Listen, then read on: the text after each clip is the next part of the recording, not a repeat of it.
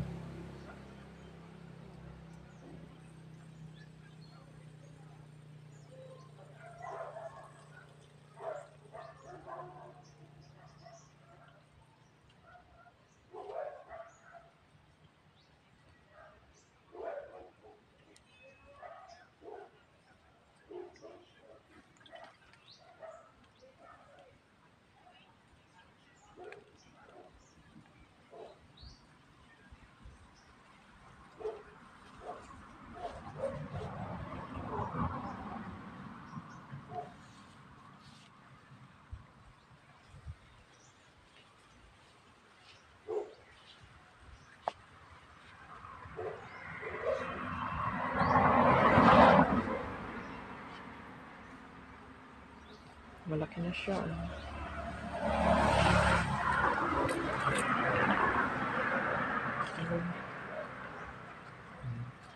Malaki na rin.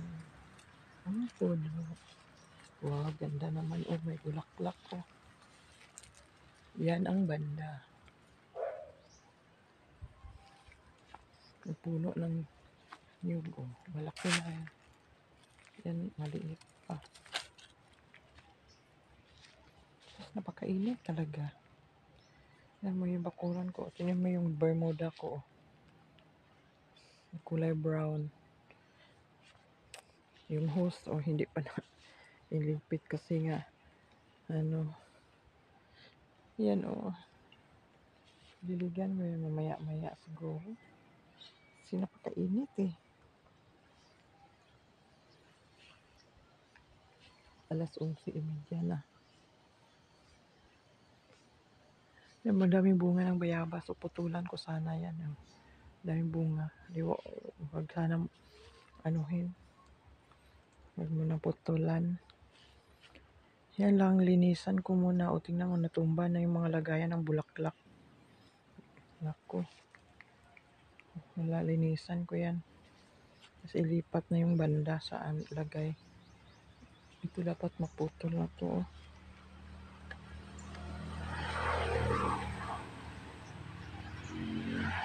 Yan din kasi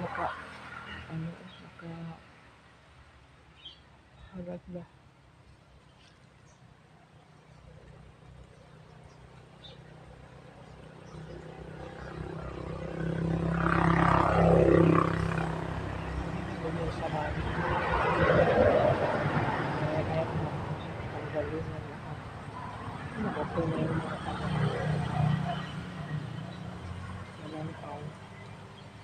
Kalimit ba naman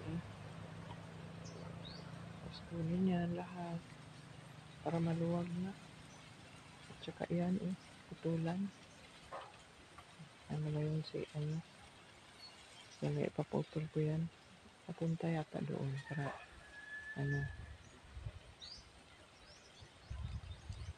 hahaba yan, hindi naman nagbunga. Baka mamaya tumba pa yan doon yan. Sabag, ang dami kong bunga. Bulaklak na naman napakainit talaga.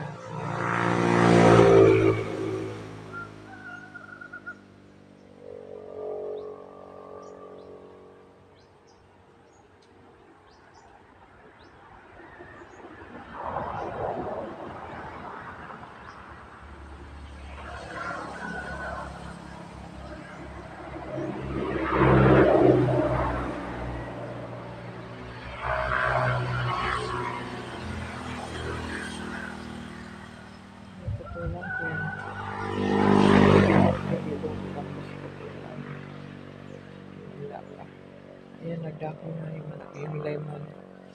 Lemon na malalaki yan eh. Ito lemon, di ko alam kung anong ano yan. Malaki ba o maliit yung lemon na yan. Tsaka ito sili. Sili demonyo yan. Ako ang nagtanim yan. O nabuhay siya. Nabuhay. Kasi linisan kasi yan dyan eh. Ayan. Bakod na yan. Ayan. Talagang linisan talaga yan. Kukunin na yung mga bulaklak na lagay mo na sa guys kambing. Tapos yan, yung mga malalaki. Madali lang yun eh. Pag nandyan na yung bakod, wala ka eh. Sige na, linisan yan dyan. Tapos temporary na lang yung bakod na ano, wala mo, yung